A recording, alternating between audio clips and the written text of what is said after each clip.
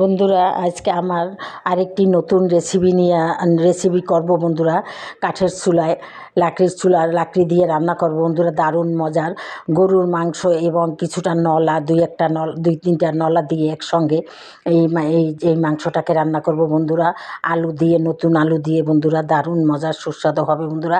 সেই জন্য আমার লাগবে এই যে বড় বড় করে আলু কেটে নিয়েছি, এবং আদা, রসুন, জিরা, ধনিয়া এবং পেঁয়াজ কাঁচামরিচ ইত্যাদি দিয়ে, গরম মশলার গুঁড়া ইত্যাদি দিয়ে মশলাটা কষিয়ে বন্ধুরা, আমি মাংসটাকেও কষিয়ে নিয়ে আলুটা দিয়েছি বন্ধুরা।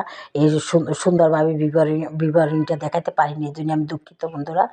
যাই হোক বন্ধুরা, তাহলে তোমরা দেখো আজকে আমার নলা মাংস এবং আলুর রেসিপি বন্ধুরা। এই রেসিপিটা দিয়ে তোমরা রুটি, পরোটা এবং ভাত, নান রুটি এবং পোলাও দিয়ে খেতে পারবে, দারুণ মজার হবে। আর একটা কথা বন্ধুরা, কাঠের চুলার রান্না অনেক মজার হয়, খুবই সুস্বাদু হয়, দারুণ হয়, কালারটাও খুবই সুন্দর আসে। তাই বন্ধুরা, আমি এই রেসিপিগুলো ইদানিং আমি কাঠের চুলায় ছাদের উপরে করি বন্ধুরা, তোমাদের দেখাবার জন্যে, এই আর কি।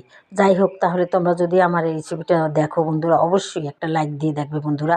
আর তোমরা দেশ ও দেশের বাইরে যারা থাকো, তোমাদেরকে জানাই অনেক অনেক ধন্যবাদ, কারণ তোমরা এত কাজের মাঝেও আমাদের রেসিপিগুলো তোমরা দেখো বন্ধুরা, তাই সেজন্যে তোমাদেরকে জানাই অনেক অনেক ধন্যবাদ।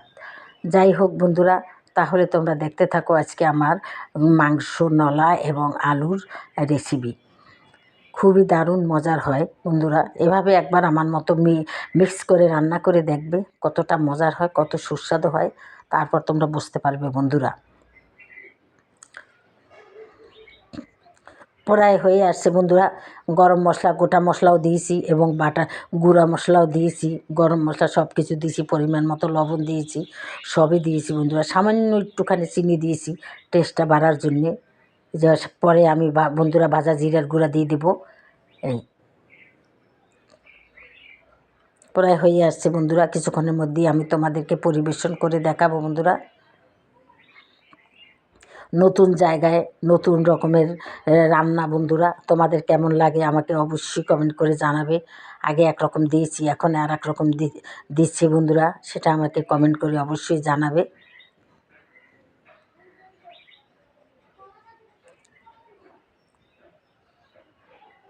খোলা জায়গায় রান্না করতে খুবই ভালো লাগে বন্ধুরা, তার মধ্যে আবার লাকড়ির চুলা, এটা তো আরও ভালো লাগে।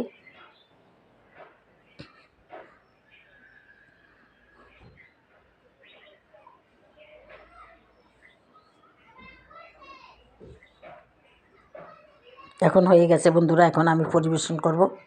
একটু ঝোল রাখবো, সামান্য সামান্য কিছুটা ঝোল রাখবো বন্ধুরা, সেই জন্যে। তাহলে বন্ধু, আজকের মতো রাখি। আসসালামু আলাইকুম, খুদা হাফেজ। তাহলে দেখো বন্ধুরা, আজকে আমার এই রেসিপির আসল রূপটা দেখো, দেখতে কত সুন্দর, খেতেও কি সুস্বাদু, দারুণ মজার হবে বন্ধুরা।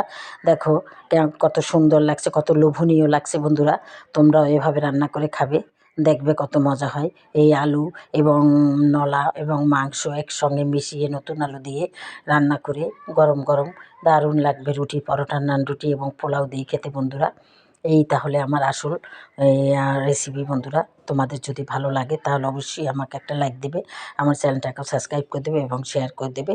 তাহলেই বন্ধুরা আমি সামনের দিকে এগিয়ে যেতে পারবো এবং সুন্দর সুন্দর রেসিপি নিয়ে আসতে পারবো। তাহলে বন্ধুরা রাখি, আজকের মতো রাখি। তাহলে রাখি। আসসালামু আলাইকুম। যে যেখানে থাকো ভালো থাকো।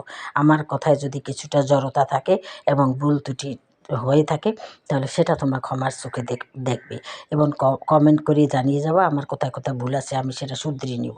তাহলে আজকের মতো রাখি।